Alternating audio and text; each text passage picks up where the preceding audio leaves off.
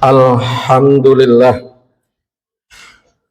alhamdulillahi rabbil alamin, ar-rahmanir rahim. Ashhadu an la ilaha illallah wahdahu la syarika lah, wa ashhadu anna Muhammadan abduhu wa rasuluh. Allahumma salli wa sallim ala ashrafil anbiya'i wal mursalin Sayyidina Muhammadin wa ala alihi wa sahbihi ajma'in, amma ba'd. Faya ayuhal muslimun, usikum wa iyaya bitaqwallah faqad fazal muttaqun. Wasma'u ma qala Allah ta'ala fil Qur'anil Karim. A'udzu billahi minasy syaithanir rajim. Ara'aital ladzi yukadzibu bid-din fadzalikal ladzi yad'ul yatim wala yahuddu ala ta'amil miskin. Shadaqallahul azim. Wasiat takwa terlebih dahulu kami sampaikan khususnya untuk diri pribadi kami dan kepada kita sekalian. Marilah kita terus menempa diri kita, memperbaiki diri kita dengan cara meningkatkan ketakwaan kita kepada Allah, yakni dengan berusaha menjalankan segala perintah-perintahnya dan juga berusaha menjauhi segala larangannya.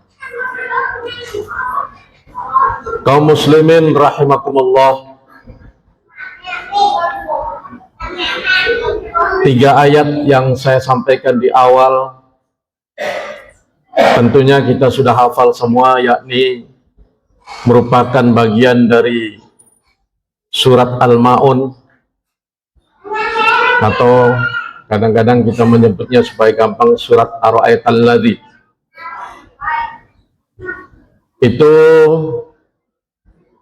mengandung pengertian kata Allah, Ar-Ra'aital ladzi yukadzibu bid-din, tahukah kalian siapakah orang yang mendustakan agama? Fadzalikal ladzi yad'ul yatim, yaitu orang yang suka menghardik, membentak, meremehkan, menghinakan dan sejenisnya kepada anak-anak yatim. Wala yahuddu ala ta'amil miskin, dan mereka tidak mau, enggan untuk memberi makan para fakir miskin. Ayat ini tentunya secara umum adalah merupakan perintah buat kita, himbauan buat kita semua untuk mempedulikan sebagian dari kelompok kaum du'afa, kaum lemah, yakni para anak-anak yatim dan orang-orang miskin atau keluarga miskin. Khusus yang berkaitan dengan kemiskinan atau pengentasan kemiskinan, sebenarnya sejak negara kita Indonesia ini berdiri, ini sudah menjadi satu agenda utama, agenda yang selalu ada di dalam setiap pergantian kepemimpinan, baik kepemimpinan nasional maupun kepemimpinan di daerah-daerah.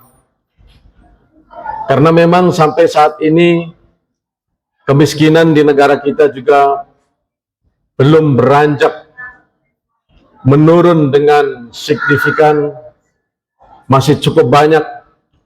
Itulah sebabnya pada era kepemimpinan presiden kita kali ini, Bapak Prabowo Subianto, juga mencanangkan di dalam visi misinya yang kita kenal dengan 8 asta cita, itu mencantumkan beberapa poin yang berkaitan dengan upaya-upaya memperbaiki nasib bangsa dan rakyat Indonesia agar tidak lagi miskin. Antara lain di dalam asta cita yang ketiga, Pemerintah kita berupaya untuk meningkatkan lapangan kerja. Kemudian asta-cita yang keempat, memperkuat pembangunan sumber daya manusia agar memiliki kemampuan sehingga bisa bekerja dan bekerjanya semakin hari semakin profesional. Kemudian asta-cita yang kelima, melanjutkan hilirisasi dan industrialisasi, yang tentunya juga diharapkan dengan adanya industrialisasi, rakyat kita yang masih menganggur, yang masih belum punya pekerjaan juga bisa dilibatkan dalam industri-industri yang ada di tanah air. Kemudian asta-cita yang keenam, berbunyi membangun dari desa dan dari bawah untuk pemerataan ekonomi dan pemberantasan kemiskinan. Asta-cita yang keenam ini lebih jelas lagi, lebih tegas lagi bahwa memang pemerintah saat ini ingin berusaha mengentaskan kemiskinan. Hadirin kaum muslimin rahimakumullah. Kalau Bank Dunia itu sejak lama menyoroti kemiskinan di beberapa negara-negara di seluruh dunia, itu pada umumnya disebabkan oleh 8 hal,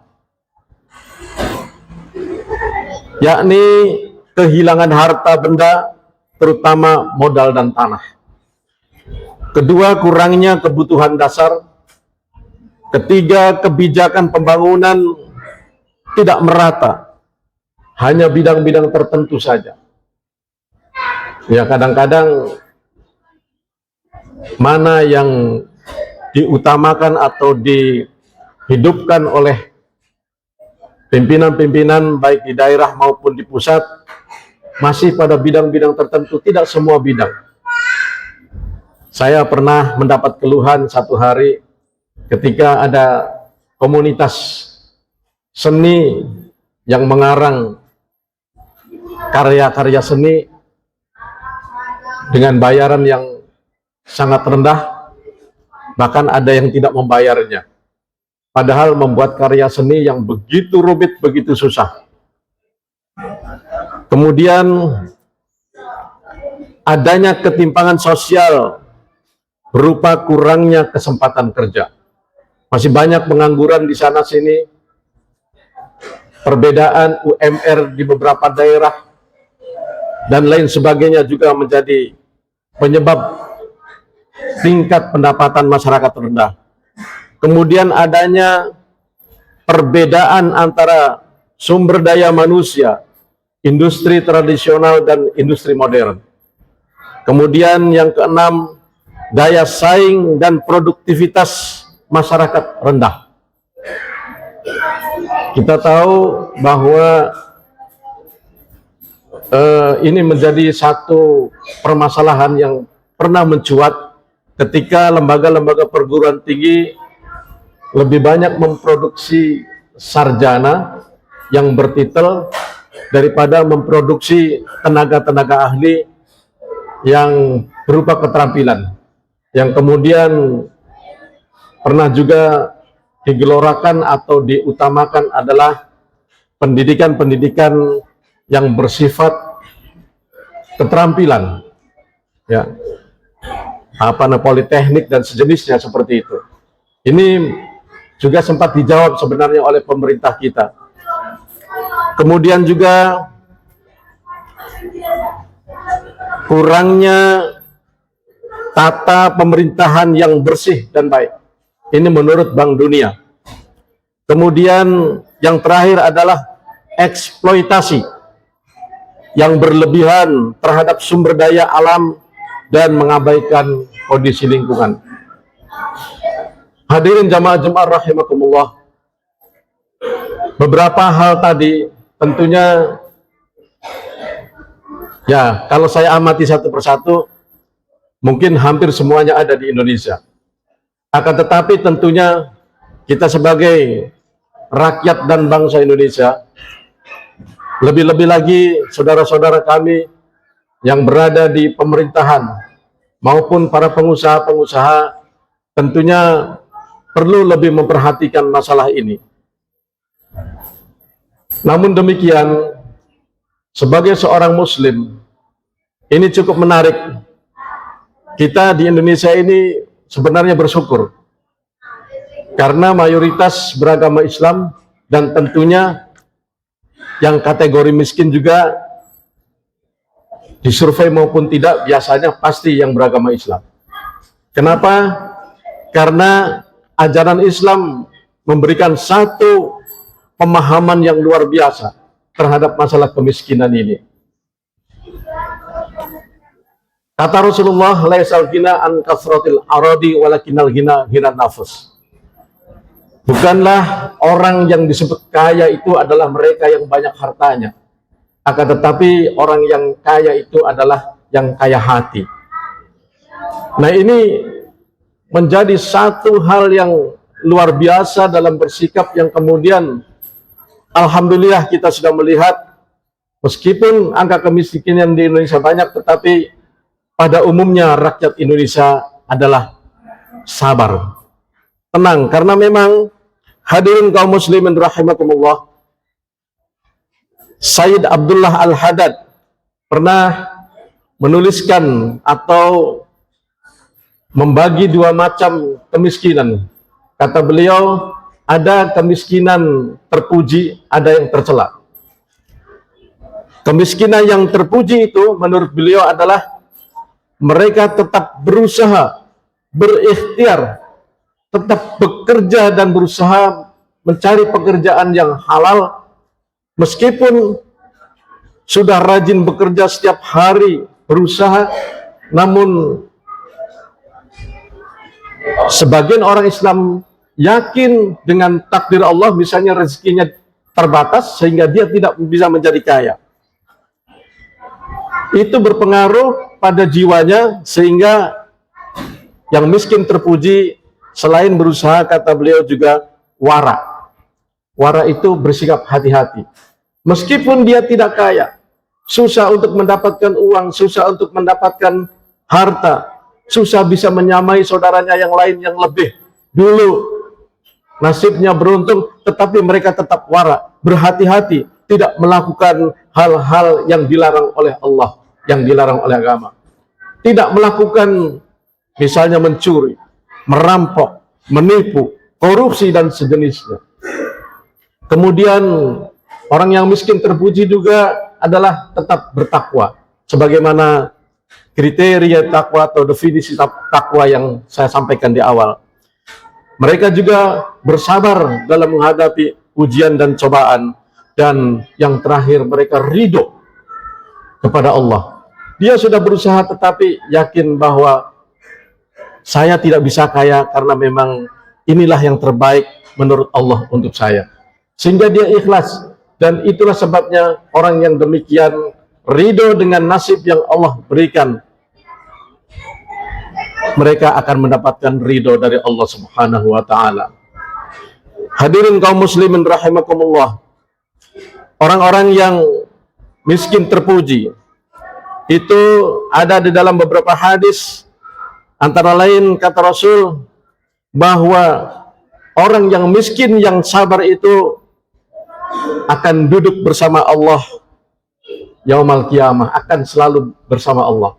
Kemudian ada juga hadis diriwayatkan oleh Imam Ibnu Majah dan At-Tirmizi, yadkhulul fuqara al-mu'minina al-jannata qabla agniyaihim binisfi yaumin wa huwa khamsami'atin amin. Jadi orang-orang yang fakir miskin yang beriman itu lebih dulu memasuki surga daripada orang-orang kaya dengan jarak setengah hari. Dan setengah hari di akhirat itu adalah sekitar 500 tahun. Hadirin kaum muslimin rahimakumullah, sebaliknya orang yang fakir miskin yang tercela menurut Sayyid Abdullah Al-Haddad adalah malas. Berusaha, nah ada yang malas betul, ada juga yang berusaha, tetapi saat berusaha dia meninggalkan wara, putus asa karena susah mendapatkan harta, tidak hati-hati, kemudian berani melakukan hal-hal yang dilarang Allah, kemudian menjauhi diri dari takwa, tidak sabar dan tidak ridho. Ciri-ciri tidak ridho menurut Sayyid ini adalah selalu cemas, selalu mengeluh, selalu marah dan iri terhadap orang lain yang sudah sukses. Hadirin kaum muslimin rahimakumullah, tentunya marilah kita sesuai dengan situasi dan kondisi kita yang punya kelebihan dari yang lain, mari kita peduli dengan masalah kemiskinan ini. Beberapa instansi tertentu ada yang mengajak juga, diantaranya untuk mengajak menjadi orang tua asuh terhadap keluarga-keluarga miskin. Ada juga yang tentu saja kalau dalam ajaran Islam zakat mal, mari silahkan kita hitung yang sudah hartanya mencapai nisab, karena Basnas juga akan menyalurkan harta kepada para fakir miskin diantaranya.